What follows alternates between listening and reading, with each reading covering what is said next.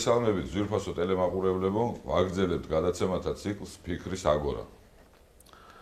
დღეს ჩვენთან სტუმრად იმყოფება ბატონი გოგი ხოშტარია, ხელოვნებაცოდნე პროფესორი. მე მინდა მადლობა უთხრა ბატონ გოგის სტუმრობისთვის. ჩვენ ვისაუბრებთ დღეს ხელოვნებაზე, კულტურაზე, იმ გარემოში, რაშიც ჩვენ ცხოვრობთ, რა ხდება დღეს ჩვენ თავს, როგორ ვითარდება. დიდი მშენებლობებია, რა თქმა უნდა, ახალი ყველგან უნდა კეთდებოდეს, არავინ ამაზე არ დაობს, მაგრამ როგორ კეთდება ეს ახალი? რამდენად კომპეტენტურად, რამდენად ადგილზე, რამდენად ბუნებრივად, ჰარმონიულად იმ გარემოსთან, რაშიც ჩვენ ვარსებობთ. მე მგონი ჩვენი მაყურებლისთვის საინტერესო თემაა, იმიტომ რომ რასაც ჩვენ უყურებთ ჩვენ გარშემო, მე პირადად ცოტა ატრაქციონიზმის გზნობა მრჩება, იცით? ეს არ არის ღმად შეფასებული პატივი არ მიეგება იმ გარემოს, იმ ურბანისტიკას, იმ მასშტაბებს, იმ რაც იყო მანამდე, არ ერწყმება ბევრ საკითხში ეს ყველაფერი და ძალიან საინტერესოა თქვენი აზრი. საქართველოს ბევრი რამის გარეშე წარმომიდგენია, მაგრამ ეხლა ლაპარაკ მოდაში თქვა იდენტურობა და საკუთარი თავის შეცნობა და ვინ ვარ და რა ვარ და საიდან ვარ. ყოველ შემთხვევაში კულტურის გარეშე საქართველოს არა. ისტორიულად რაც არსებობს, თუ ჩვენ რამეზე გვაქვს პრეტენზია, თუ ჩვენ გვაქვს რომ აი რაღაც გამოჩენილი ვარ, თუ რა თქმა უნდა, რაც კარგები ვართ, ქართველები ვართ და ესეთი რამე არა. იმ თავით ერთ-ერთი პრიორიტეტი იყო, რომ შენი კულტურა გაქვს, შენი სახე გაქვს. თვით ყველა მისით ხანდახან დამახინჯებულ ფორმაშიც კი ქართულში ყოველთვის იყო მისლაფება განათლებისკენ, კულტურისკენ, განსაკუთრებული პატივისცემა, სწორედ მეცნიერების, ხელოვნების, კულტურის, ცდილობის, ეს ჩვენი, მე არ ვთქვი მარტო ქართული წყალდია, მაგრამ ეს პრიორიტეტი საქართველოში იყო. ჩვენ არასდროს ქართული მრეწველობა გავუმარჯოს ქართულ მრეწველობასაც და განვითარდეს რა თქმა უნდა, მაგრამ არავის არ ვთქვია რომ ქართული გზები და ქართული რაღაც აი ესეთი მატერიალური კულტურის ძველი ახლა მეტა ითქვას რომ ჩვენთვის სიამაყის საგანი ყოველთვის იყო კულტურა იყო და ეს გზაც და მრეწველობაც საბოლოო ჯამში რას ემსახურება. ყველაფერი ეს ეხმარება ორგანიზებას ქმნის იმისას რომ ხალხმა მოიცალოს სულიერებისათვის. თუ ქართულს ესეისთვის მე შემგონია ყველაზე მაინც ყველაფერი ის მაგრამ ხიდია გზა მატერიალური კეთილდღება ფულია რაღაცა არის რომ ბოლო ოთე ჩვენთან ძალიან დიდი მნიშვნელობა ეძლევა ადამიანთა შორის ურთიერთობას, ამის კულტურას, აი ამ ესთეტიკურ ხარეს, ქცევის, საქციელის, ვიზუალური მხარის დიდი მნიშვნელობა ეძლევა. ეს შეიძლება იმიტომ რომ სპეციფიკურად კავკასიურია, შეიძლება ქართული, შეიძლება მედიტერანულია, რა თქმა უნდა, ერთიც ან მეორეც ან მესამეც, მაგრამ ეს ფაქტია. და მე აქ სწორედ ახლა ამდენ ხანი ვდობილობა, მაგრამ ყველაზე უფრო მაწუხებს, რომ ამ ხარეს აქ ესეთი სუსტი კი სახიფათო ადგილი არის პროვინციალიზაცია. როგორც კი პროვინციალიზაცია შეეხება ამას, რა, ყველაზე კაი ეს მისლაფებები კულტურისადმი და სულიერი სფეროსადმი იმ წუთში ძალიან ცუდ რაღაც გემოსიზენს როგორ ვითხარ და თამარ კულტურის ქვეშ ფართო აი კულტუროლოგიურად კულტურაზე ლაპარაკობ არის სულიერი კულტურა რომელსაც პირველში გულისხმობ არა არის მატერიალური კულტურა არის პოლიტიკური კულტურა ბავშვების ეროვნული მოძრაობა რომ დაიწყო მაშინ ჩაფიქრე ამაზე რომ ჩვენ კი ვართ კულტურული ხალხი მაგრამ აი ეს სფერო სამართლებრივი მოქალაქეური პოლიტიკური კულტურა თქვათ ისე ვერ ყოფილა ჩვენთან და ეს არის ამოსაკაში და რაღაც უკვე გავიდა ის დრო რომ ხლა ის დრო არ გასულა რომ ჩვენ ჩამოვყალიბდეთ უკვე რაღაც მოწინავე პოლიტიკური კულტურის ერად მაგრამ რაღაცა რომ ვისწავლოთ კი და ამ ხრივ გავარესებთ როგორი ფრაზა რომ მე არ გეთანხმებით მაგრამ სიცოცხლეს დავდებ იმაზე რომ თქვენ გქონდეთ საშუალება თქვენი აზრი გამოთქვათო ესაა პოლიტიკური კულტურა ეს ერთი მოვლენის სფეროა შეღებილი ჩემთვის ეს ერთი მოვლენაა ის ჭრელად შეღებილი კედლები დალოცვის თელი ქართული გადახედოს აი ქართული კულტურა, ქართული პრესკა, ქართული ტაძარი, ქართული ჩაცმულობა, ყოველთვის იყო სად. არა, აი ქართულ ბუნებაში არაში. კი, არის უფრო კოლორისტულად გადაწყვეტილი, უფრო ნაკლებად, მაგრამ შეღებილი ფერება, სადღაც არის გადასარევი მართლაც არაბული, შუაზიური, ეხლა ხან გახდით ესპანეთში და ისე მავრიტანული არქიტექტურა. მავრიტანული. მაგრამ ბუნებრივია ის მავრიტანული. და ძალიან ლამაზია კი ბატონო. არ რაშია ეს პრობლემა, რომ ამ ქვეყანაში ჩვენ ყოფაში, ყოველ შემთხვევაში ბოლო პერიოდში არ დგება პერიოდი, როცა პური უნდა მეპურიმ გამოაცხოს, ხო? რო კითხონ ფერებზე მხატვრებს, არქიტექტორებს და ხელოვნებაცოდნეებს, არქიტექტურაზე გაგეც რა არის სიჩქარე ერთი ადამიანის აჩემება და ამას არაფერი არ წერენ. ხო, არ არის მეტი პროტესტი გამოსახატი ამ ხრივ, ხო? მხოლოდ პოლიტიკურ პროტესტებს მივეჩვით, მაგრამ რაღაცა რო ფუჭდება ქალაქში, იმას ხო ვეღარ აღადგენ ბევრ შემთხვევაში. არანაკლები პროტესტი უნდა და ზიანი გრძელვადია. სადმეტია კიდე საკითხი. მაგას ვიზახია. ნუ არ ეგეთი მცნება რომ არქიტექტურით დატოვებული ხელოვნების ნიმუშები მსჯელობენ რა მართლობა იყო იმ პერიოდზე, ხო? არის. იმ წუთში ეთყობა ნიშანი კულტურის და ბავშვებისთვის თქვია ხოლმე.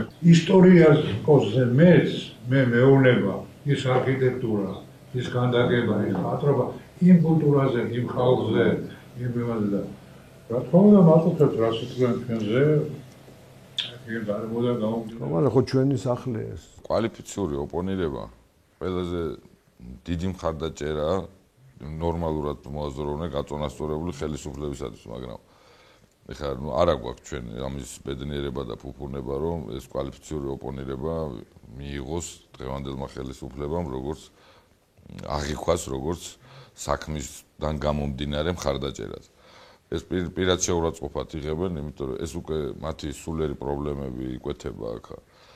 ეხლა პროვინციალიზაცია რა, ნაციონალური პროვინციალიზაცია, რაც ყოველთვის ემტერება რა აქაურობას ამ ჩვენ ქვეყანას ხოლმე რა. იქვე სადღაც არის უმუდამ ჩასაფრებული. და როგორც კი ეძლევა რაღაცა ჯებირი და ანუ უпроსტორად როგორც კი იკეტება გარკვეულად სივრცე, ისინი ამოდიან ზედაპირზე. შევადარებრას ბაცილა ხოდებს კამის ჩუმა ხო გასოს. ის წავიდა მაგრამ იქო არისო იქ მიმალულიო და როგორც კი გარემოს ესემა არა იმ წუთში იფეთქებდა დღეს შეიძლება რომ ყვავის ეპიდემია ყვავის და აი ამისი ძალიან თვალსაჩინო მაგალითი არის ხოლმე აი თქვათ ჩვენი სულიერი თავგადასავალი სხვა კუთხედი თქვათ ვეფხისტყაოსანი რა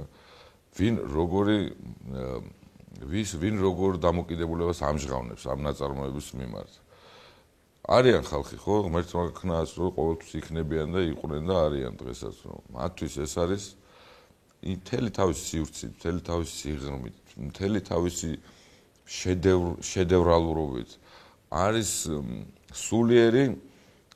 სულიერად მარადიულად გამამდიდრებელი ნაწარმოები. ეხლა მეორე სახარებას ხმარობ ხო მეორე ბიბლიას არის ეხლა მეორე ნაწილიც იქვე არის ჩასაფრებული ნაწილიც რომელიც ტრაბახობს ამით და თქვათ გოეთესთან სახმალავოდ სჭირდება ან დანტესთან ან რაღაცა ჩვენცა ხო აჯიბრებს ხო ის ვერ ხდება ამ კულტურის თანაზე არის რა თქმა უნდა წადილიც არა აქვს იმისა რომ ეზიაროს აი ამ დიდ ბედნიერებას და დიდ მშვენიერებას ქართულ კულტურის წიაღს აქვს მართლა როგორც ყველა ნამდვილ ჭეშმარიტ ფასეულობაზე აღმოცენებულ კულტურებს სხვადასხვა ნაციებისას აქვს ის თვისება რომ როდესაც მას ეზიარებ ის თავის ანაბარად არ გტოვებს პირდაპირ გიბიძგებს სხვა კულტურების გასაცნობას იმიტომ რომ არ არის ეს მხოლოდ ეგზოტიკური ქმნილება არის ნამდვილ ღირებულებებზე დაფუძნებული ქართული კულტურა რომელიც იყო თქვათ ანტიკურ ქრისტიანული სინთეზის და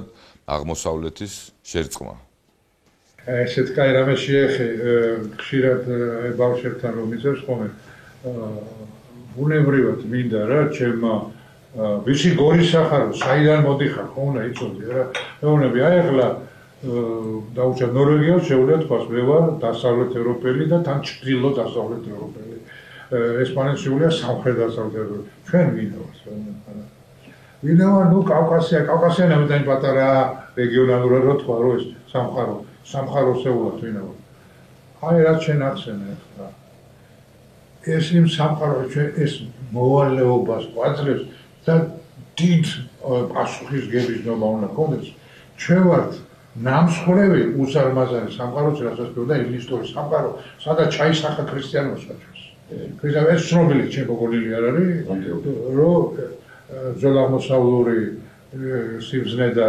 ანტიკური ბერძნული სიბზნე პლატონიზმის ერთად სინთეზმა მოხდა ქრისტიანობა და სადაც რაც პროგრესიული იყო ცეცხლაყანსებოდანაც კი იყო ნების თავისუფლების ფაქტორი კეთილის დაბრძოლისა აი ამას თავი მოუყარა და შენ ამ რეგიონის ნაწილი მთელი შენი არქეოლოგია აი რაც უძველესი და ვიწყებ რა იქიდან მოყოლებული დღემდე სულ ამას გელაპარაკება აი ანტიკა აი უცებ აი აქემენიდური რამე აი რაღაც შუმერული ამბავი იავ ნანა სიტყვა ლასის ია და ვარდი ქართულ ძებნისმეტყველების ყველა დიდი კომპლიმენტია ხალხის მიმართ იშტარ ნანას დაყოფილ შუმერულ თარგმნელს ეუბნები ესე შენში შემორჩა აი ცოცხალი მასში შემორჩა ესეთი რაღაცები სიცხვილი ეს იყო 1000 წლების განმავლობაში ყველაზე კულტურული რეგიონი ახლობელი აღმოსავლური სიბზნე ასვე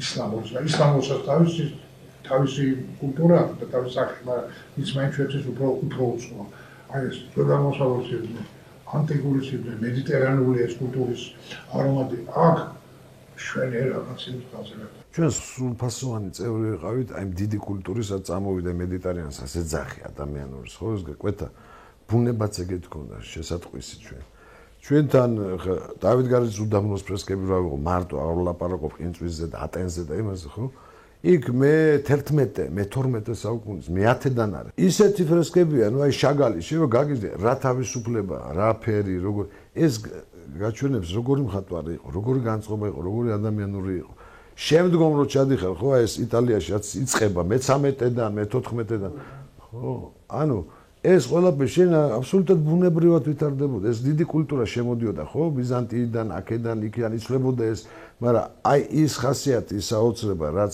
ჩვენ ვილაპარაკეთ რომ რატოა საინტერესო ეს ერწყმება ლანდშაფტს ერწყმება განწყობას კულტურას იმ ხალხის მიტას მოქმედებას ყველაფერს ერთად და ქმნის ამ დიდ კულტურას შეიძლება ეპოქებმა მოიტანონ წინააღმდეგობა ამისი არ საჭიროება არ განვითარება მაგრამ ის გენეტიური ძალა რა სერიოზული რამე ყველა სახიფათო არის ის ადამიანები რომელიც ადვილად იარლიკებს აწებებენ სხვებს აკერებს ხოლმე წითელი ინტელიგენცია რომ მე ვარ წითელი ინტელიგენცია მამა დამიხვდა ბიძა დამიხვდა ბაბა დამიხვდა და მოყავჭიში მე არ ყოფილა და ბიძა ჩემი არ ყოფილა კგბ-ს გენერალი მე ვარ წითელი ინტელიგენცია და იმამ მომითხრა წითელი ინტელიგენცია მე მითხრეს ერთხელ რომ სუკის აგენტობას ყველაზე ადვილად აბრალებენ თვითონ სუკის აგენტების ხვებს ეს იცოდე ეს არის მათი პოლიტიკა მას ასწავლიან ამას რა ეს არის მიუღებლობა თავისუფალი სივრცის მიმართ არატოლერანტობა არა მოსმენის უნარი სხვისი აზრის მიმართ ეს ყველაფერი ერთად გროვდება და ბოლოს ხდება რაღაცა სიბრაზე რომ ვინ ჩემთან არ არის და ვინც არ მისმენს ის არის საშინელება ის არის ეს არის მაგრამ ვის ელაპარაკება ამას ვერ გავიგე რა საკუთარ თავს ატყუებენ ხალხს ატყუებენ ჩვენ აი ანალიზი პოლიტიკური, კულტურული, ისტორიული ანალიზი ბოლო ჩვენი წლების, ხო? ამაზეც არ ყოფილა საუბარი, რომ სად შევსდით, რა შეიძლება გავიმეოროთ, რა არ გავიმეოროთ, ხო? ანუ სულ მიდის ვალებადობა სახელების, სულ მიდის ვალებადობა წინააღმდეგობების, მაგრამ ამას რაღაცა რომ მოყვეს, რომ ჩვენთვის გამოვიტანოთ, როგორც მაგალითი ერმა, ხო? აი რაღაცაზე შევთანხმდეთ და ვთქვათ, რომ აი ამის გამეორება არ შეიძლება, არ წაგვადგება, არ ჩვენ შვილებს არავის.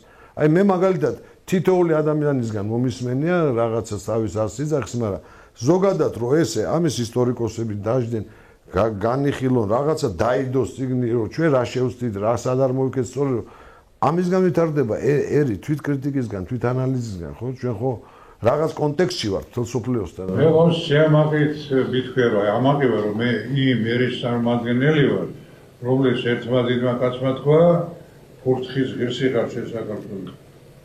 ესე იგი სარკისში ჩახედვა თუ არ შეგიძლია, შენ არ ისევ რო პარებ. რაზე რა.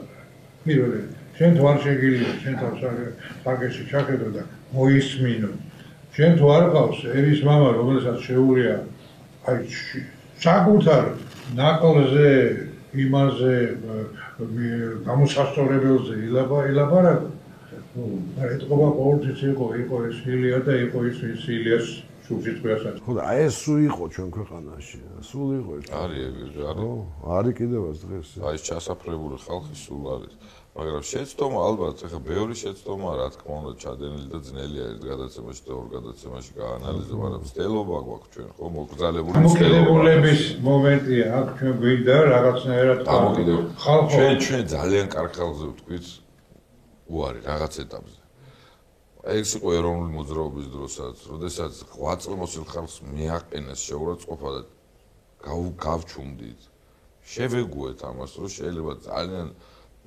დიდი ღვაწლის ადამიანს რომელსაც შენი ქვეყნის სულიერების ისტორიაში წარუშლელი სახელი შეუქმნია თავისი აი იმ ხალხს სრულად უმეცარი ადამიანი უკვე ეროვნული მოძრაობის სახელი და ერის სახელი და პატრიოტიზმის სახელი ხო ეგრა სახიფათო აყენებს შეურაცხყოფას იქ ჩვენ შეცდომა მთელმა ნაციამ დაუშვით ეს დაუშვით ჩვენ რომ აი ამ ხალხს შეიძლება ეს თავს ლაპე ასხან ილიას დროს არ დაუშვეს? მანამდე არ დაუშვეს? ხო, ანუ ეს დევს რა, ხო? აი გოეთეს უწერია ერთგან რომ არ არსებობს პატრიოტული ხელოვნება. არ არსებობს პატრიოტული მეცნიერება. შენი პატრიოტიზმი არის ნამუსიან მეცნიერებაში რა, პირნათელი რო ხარ და ფაქტების ტყუილებს არ წერ და დოლგარმონზე არ წერ შენი ქვეყნის ისტორიაზე. შეხობს აქ ეროვნული გამრავლების ტაბულა რა.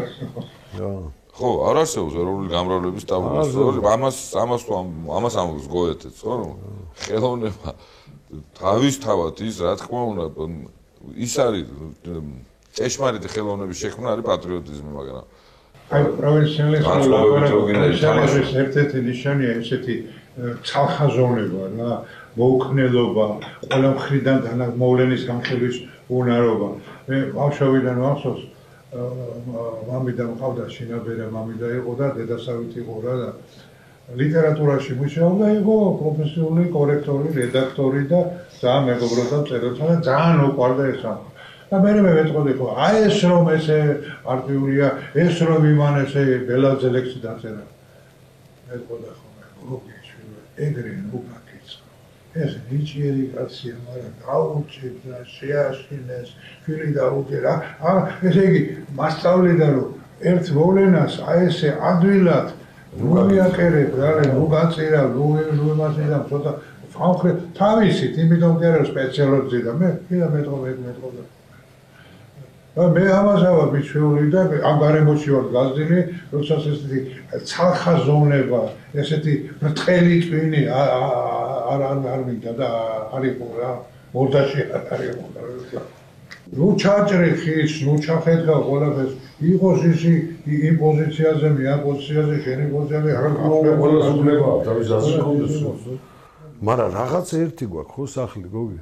ეს არ არის ის რომ მოიწყვიტო, მოიჭრა. ძალიან ძვირფასი სახლი და ძალიან ადვილი დასანგრევის სახლი. მართლა პოლიციაში დგას ეს რუსიკას.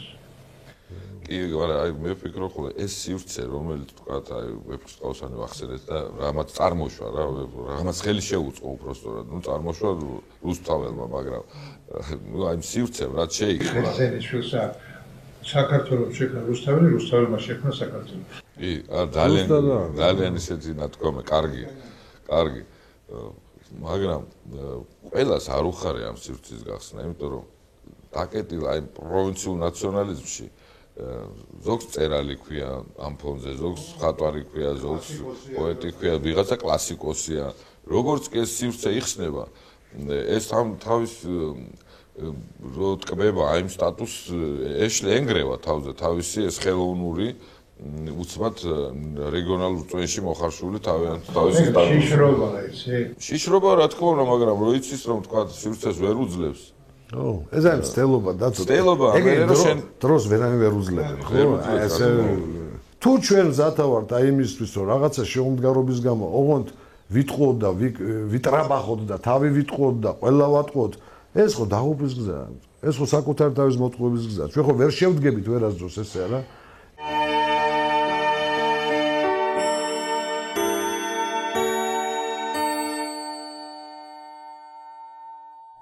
საზოგადოება უნდა შეისწავლო ხალხით და ხალხი საზოგადოებით. ვინ შეეცდება ცალ-ცალკე შეისწავლოს პოლიტიკა და მორალი, ის ვერცერთში ვერაფერს გაიგებს. ჟან-ჟაკ რუსო.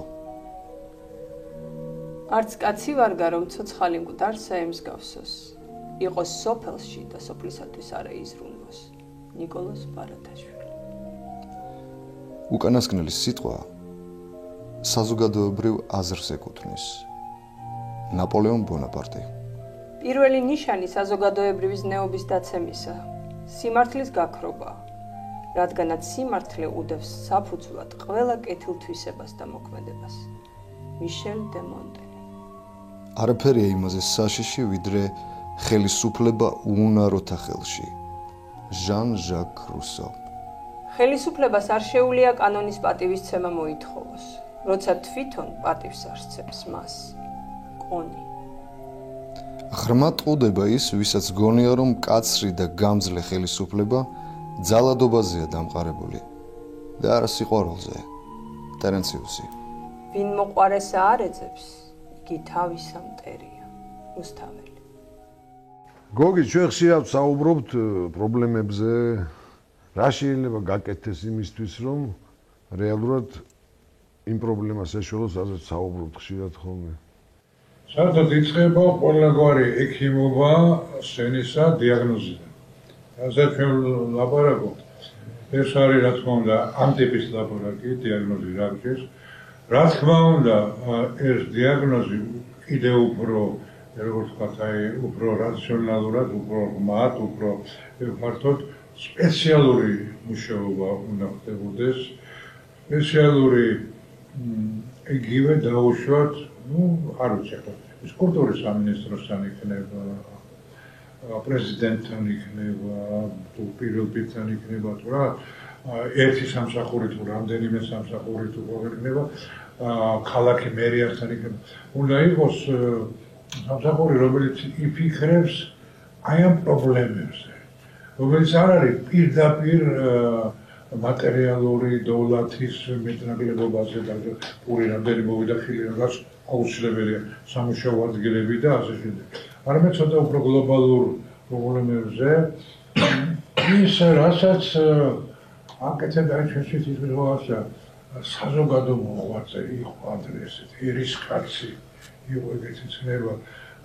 შეიძლება ეს არის ინდივიდუალურად, თუმცა მაშინ ამ ტიპის ადამიანებს მეტი გზა უნდა მიეცეს ნორმალურ სკოლაში და ნაღვაწ ადამიანებს თავის კვალიფიკაციიდან გამომდინარე. ხო არის აი ეს ინსტიტუტები, კაცო, ხელოვნების მუზეუმის ინსტიტუტი, ისტორიის მუზეუმები, აკადემია, ასე შემდეგ. არიან კიდე პიროვნებები, რომელსაც რაღაც ავტორიტეტი აქვს, ხო და რომელსაც სიტყვა ეთქმის რა და ეს მე რამე ხანი არ გამიგია გამოთქვა ნამუსის კაი საქონელეო.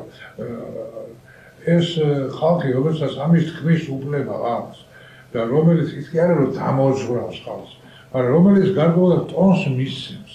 საერთოდ ეს არის დაკვირვებული ვარ, მე რაც შეიძლება დაკვირვებული კომუნისტებიდან, თევზი თავიდან ყარს, ან თავიდან ყვალის. აი კაი ტონი, კაი ხმის ტონი, კულტურის ტონი, აი რა არის ცუდი, რა არის კარგი. ახლა დასმენა არ უნდა იყოს აღვანილი ლამის ეროვნულ პოლიტიკას. ენა მამულის არწმუნება დასმენა, ესე არ უნდა იყოს, ხო? დასმენა. ესე იგი კანონი მორჩინება დასმენა არ არის. ეს უნდა განასხვავო. ანუ ძალიან ბევრი არის ნებაზე, ხო? ძალიან დიდი რა სტილს, აი კამერტოს, აი რომელსაც იძლევა, უკვე ამიტომაც არის კიდე საჭირო ხელისუფლების შესვლა. სხვათა შორის ევროპელებად რა თავდას ხელისუფლების ცვალებადობის პრინციპი არ უნდა იყოს დამკვიდრებული. არ შეიძლება სულ ერთი გუნდი იყოს. აი ძალიან კარგი ბიჭებიც ვიყავენ, ძალიან კაი ბზენებიც ვიყავენ. ერთი გუნდი ყოველთვის რაღაც სახობის დარს ასვამს. ეს ჩემი აზრი არ არის. ცნობილია მართვის თეორიაში, ცნობილია პოლიტოლოგიაში, რომ არ შეიძლება ეს ყოველთვის ხდება რაღაც სტაგნაცია, უძრაობა, სტაგნაცია იწვევს. თუნდაც ამიტომაც არის საჭირო.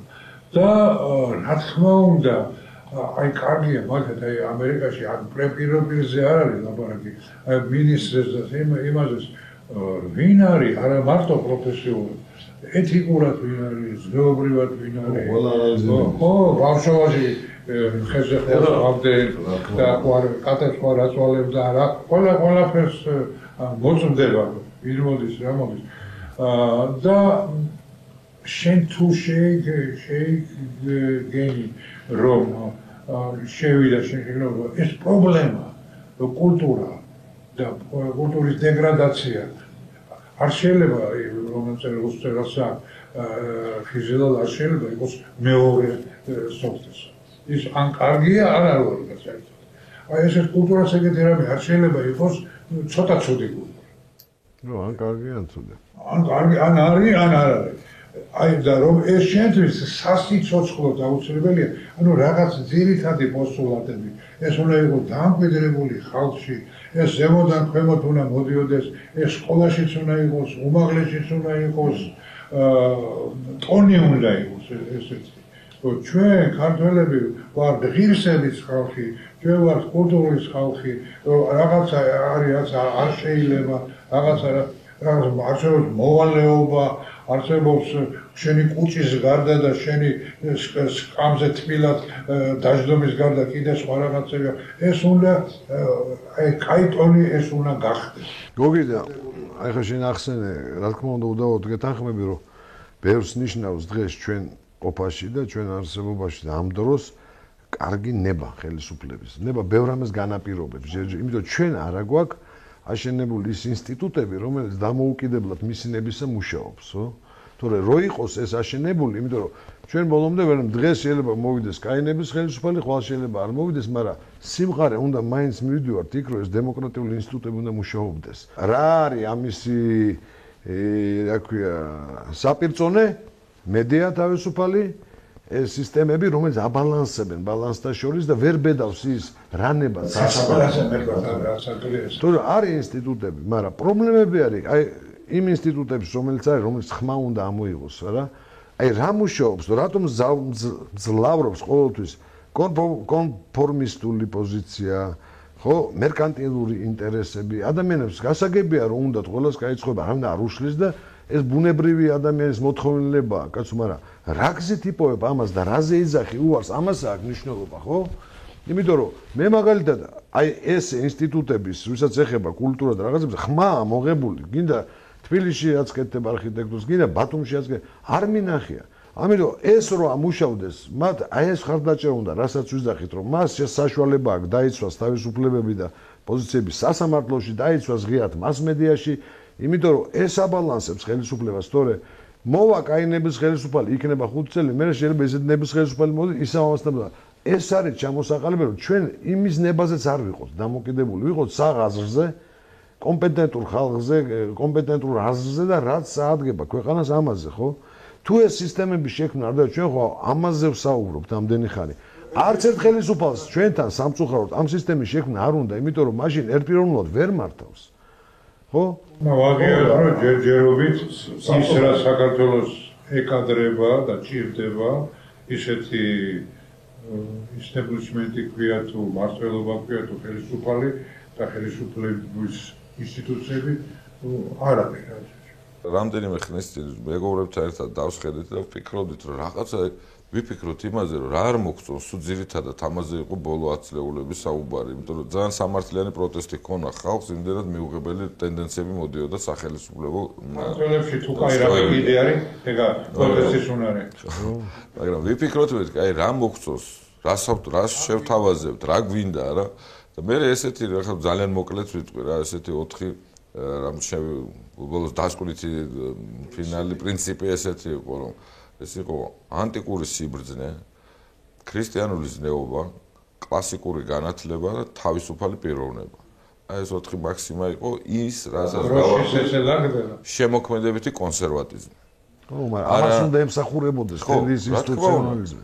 ამას უნდა ემსახუროს ის ინსტიტუციონალიზმი, რომელიც არის ძალიან ან არ არის ან და გაყრილია ის ხალხი იმ ინსტიტუტებიდან, ვისაც ღირსეულად ხმის ამოღება შეუძლია, შეყრილია იქ სრულიად არაკვალიფიციური ხალხი, რომელიც ბედნიერია, რომ იქ არის მარტო ამითი და აი ეს შემოქმედებითი კონსერვატიზმი ფასეულობითი სისტემა უნდა არსებობდეს, რომელიც პიროვნებაში თუ ინსტიტუციაში უნდა განსაკუთრებულად და რომ ვირჩევ, უნდა ვიცოდე რომ ვირჩევ, იმიტომ კი არა ეს არ მომწონს ეს მომწონს.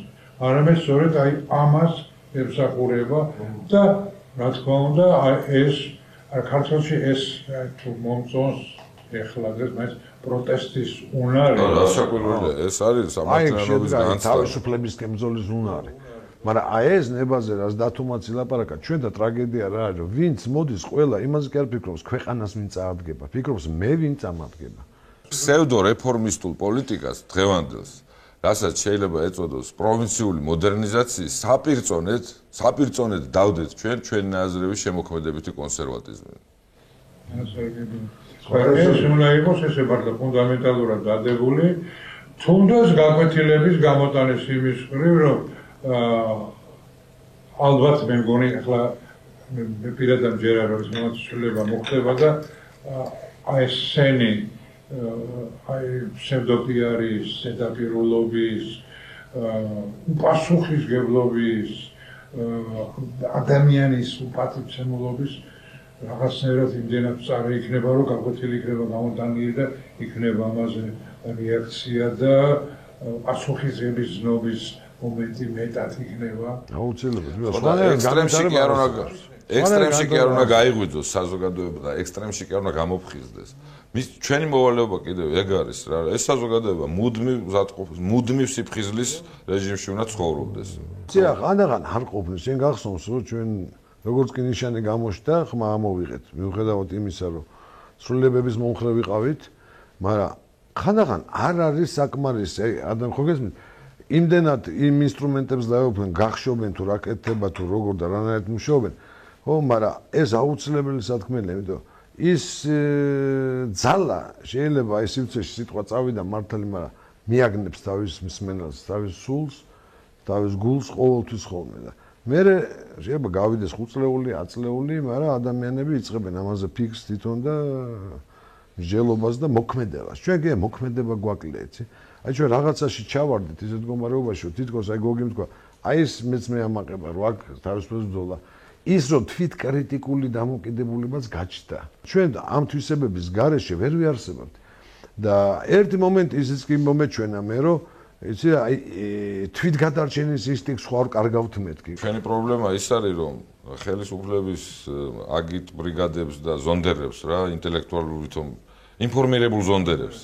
თავის ზონდერ ტელევიზიებში და ზონდერ ჟურნალებით მიაჩნიათ, რომ armenofobia, რო ქსენოფობია, ეს სწორია, კი ესეა, მაგრამ რუსოფობია რატოა ლიბერტარიანიზმი? არასდროს არ მომწონდა რუსული პოლიტიკური კულტურა, მაგრამ რუსულ ლიტერატურაზე ტოლსტოის ჩვენ შეიძლება რუსეთთან, რუსეთის ხელისუფლებასთან პრეტენზია გქონდეს უფრო ახლო ისტორიაში დღევანდელ დღესთან, რომ ის ჩვეულებრივი ოკუპანტია ჩვენთვის და აქ პრეტენზიები არავის ტერიტორიაზე, მაგრამ ზოგადად როგორც სისტემაზე იქ ისევ საბჭოთა სისტემა მუშაობს. სხვათა შორის მე გარკვეული მეგობრობა მყავს ამ რუსულ ნორმალურ ძალიან ცოტა ხალხში, მაგრამ არის ნახევარი უცხოეთშია გასული, ნახევარი მოსკოვ და პეტერბურგშია და ისეთი იმით გიყურებენ აი საქართველოს რასიზმს. მათვე შენ აი უთქვი ეს ეგეთი რამე რა თქვა და ეხლა შუაზე შეველებით ბოლო ვინ არიან სომეხი ისეს ჩვენია ასე თქვენ მაინც არ შეგელებით ახლა ამაში არის ველიგეზერული მომენტიც არის მაგრამ იყო კაი მაგალითები იგივე პასტერნაკი და პავლო ეო შვენიერი და ტიციანი მე სულ ვამბობ ბატონო გოგი რა რომ ეხლა ჩვენ რო პასტერნაკს უსაყვედუროთ ის რომ თქვათ რატომ იყო ეჟოვის საერთოდ ამ ქვეყანაზე ანი აგოდა ეხლა ჩვენ მოგვეწონება რომ ამ ხელისუფლების მიხედვით იმსჯელონ ჩვენზე მთელ ნაციაზე ხო არ მოგვეწონება ვინმე ავტომატურად ისევ კლიშეებია. რას ლაპარაკობ, დიდი ურთიერთობა იყო, დიდი კულტურის ხალხი იყო. ნებისმიერ წყობაში პიროვნებები არსებობენ. არ შეიძლება ამის არევა არასდროს ერთმანეთში. ეს არის მუდმივი პრობლემა, პიროვნება და სისტემა, სახელმწიფო, პიროვნება და ხალხი და ასე საქართველოში ფობიობა არ იყო. არა, ნუ ესეც ხელოვნურად არის მოყვანილი. ჩვენ ინტოლერანტი ხალხი, ერთი მაგალითი აიღე, რომ ერთ 100 კვადრატულ მეტრზე ყველა კონფესიის ეკლესია არსებობს და ყველაფერი.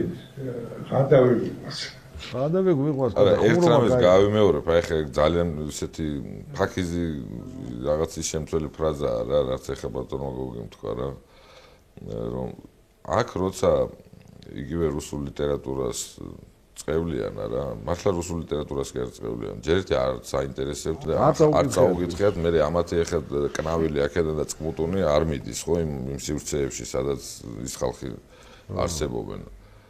და იმათი შემოქმედება. სინამდვილეში იმ ხალხს წევლიან, ვინც იმის ფასი იცის აქ. ქართველებს წევლიან ისევ თორე აქ რუსულ ლიტერატურის მტრები კი არ არის. ის აცდენილი სივრცეებია, ვერც მტრობა არ შედგება, მაგრამ იმ თავის მეგობრის და ან მეზობლის ან ათესავის ისა საერთოდ ლიტერატურის მოყოლებს და წაკითხავენ ზოგადად. რასაკვირველია. იმიტომ რომ კითხვა არის საჭირო, ეხლა არის კომპიუტერის დასავრცელებენ წერა-კითხვის კომპიუტერის საზოგადოება. კომპიუტერულ ნუ გამავრცელებელ საზოგადოებას. 20-იან წლებში რო იყო ეს შენ გასტუქიანო მტერი გასტუქიანი კაცი. ხო, ნუ სათვალეს ეგეცა და თვალები უკვე ნატკენი ქონა კითხვისგან, ის პირდაპირ მტერი იყო. და კეც გაკრიჭეს საკმაოდ ბევრი უბედურება ისტორიულად გასამართლებლად არა, უბრალოდ რას ჩვენ გვჭირს არის 21-ში გაკრიჭეს. მთელი ახლის განმავლობაში იგრიჭებოდა 24-ში გაგრიჭეს. 27-28 ომის წლებში 300,000-ზე და ჯეკლი და რო დაანგრიეს 365,000-მდე თუ მეტი არა საქართველოსდან წასული საქართველოს მოქალაქე ქართველის მომენტ არის მიწაში ჩასვენილი. არა ხო რა თქმა უნდა ეს უკვალოდ არჩევები და ძალიან დიდი პრობლემაა. ამდენი ლიკვიდაცია, ამდენი რეპრესია. ეს ჩვენი დიდი პრობლემაა. საუკეთესო საზოგადოებას ეხებოდა.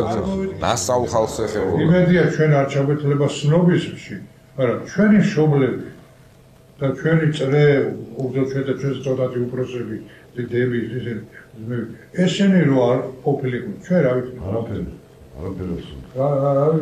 რა გავიზრდებოდი? ესეა გოგო. ეს არის ყველაზე დიდი პრობლემა ქვეყნისთვის რაც შენახსენე, აი ამ საუკეთესო ქართველი შვილები დაწყებული 24-27 წელი და ეს ყველაფერი, ეს არის უდიდესი პრობლემა არის.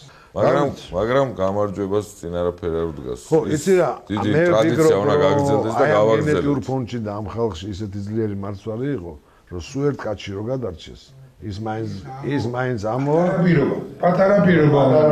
აი ეს მაგალითია, აი როსტომის დროს სუდი იყო, კომპრომისი იყო, ქართველი მართველი, ეხლა ვერც გადაგვასახლა კიზილბაში.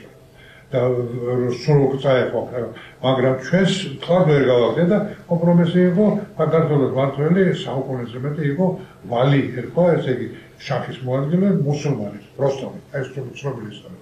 მაგრამ პატარა შვებასავით იყო და ამას მოყვა ცოტა მაშინ.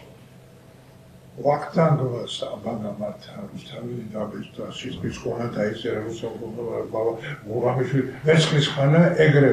ესე იგი ქართულ გენს ოღონდ პატარა პირობა ასპარეზი უნდა ხო პატარა მზე პატარა წყალი და როცა მიხეილ ჯავახიშვილი გაასამართლეს მან თქვა ესეთ სიტყვები სასამართლოზე თქვენ მე მომსპობთ ეს შეგიძლიათ მაგრამ მე მოვასწარიო და დავრგეო ისეთი მუხაო ქართულ მიწაზე რომელსაც ვეღარაფერს ვერ დააკლებთო თქვენ იმათ მართლა მოასწრეს ის და დარგეს დადეს ის ხო და ჩარგეს ქართულ მიწაში რომელსაც ერთ-ერთი უხიაგი ხელისუფლება ვეღარაფერს ვერ დააკლებს და კვაშოროს ესეთი ხელისუფლება და მოკლედ საქართველოს მზადყოფნა და საქართველოს მოსახლეობა კიდევ ერთხელ კი არა მარად მზადყოფნა გამოხატა სამართლიანობის დასადგენად საბრძოლველად.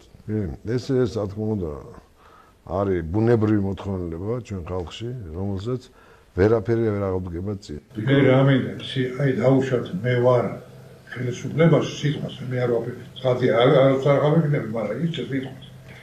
და გამოვიდა ჩემ წინააღმდეგ 150,000 იქას. მე ამაყივი ნახე რა ხალხი. მე მგონი აი ამ რაღაცა ოპტიმისტურ ნოტაზე დავამთავროთ ჩვენი გადაცემა. ძალიან საინტერესო საუბარი შედგა ბატონ გოგისთან.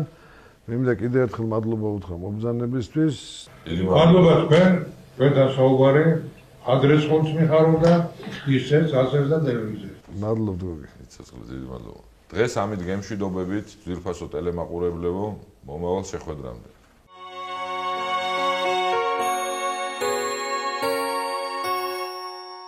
ჯერ არასდროს არ ყოფილა თვარი ასე წყნარი. დუმარებით შემოსილი შეღამების ქლარი ქროლით იწვევს, ცისფერლანდებს და ხებში აქსოვს, ასე ჩუმი, ასე ნაზი ერთსამი არ მახსოვს. თვარე თითქოს ზამბახია შუქთან ქთალი მძივით და მის შუქში გახეული სუბუქსის მარივით მოსჭას თვარი და მეტეხი თეთრად მელარე, არასდროს არ ყოფილა ასე ნაზი თვარე. აქ შემსახლო აკაკის ლანცს ზინავს მეპურძილით, აქ სევდიან სასაფლაოს ვარდით და გვირილით, ეპიდემიოლოგიების ხსომა მხარული, ბარათაშვილს აქ უყვარდა ობლად სიარული და მეც მოვდე სიმღერებში თმის სევდიან გედად, on თათუ გამემსულში როგორ ჩაიხედა, თუ სიზმაროეთ შეისხაციდან ცამდე ფრთები და გაშალა ოცნებათა ლურჯი ალკდები, როგორ გზნով რომ სულისთვის ამ ზღავრო აღზარდა, სიკვდილის გზა არ არის ვარდის ფერგზის გარდა, რომ გზაზე ზღაპარია მგოსან ციტამავე, რომ რას არ ყოფილა ასე ნაზი ღამე რომ აჩდილო, მეთხეს ახლოს სიკვდილს ვეგებები, რომ მეფე ვარ და პოეტი და სიმღერის მუტები, რომ წაყვება საუკუნეს თქვენთან ჩემი ქრარი. ჯერ არასდროს არ ყოფილა თვარე ასე წყნარი.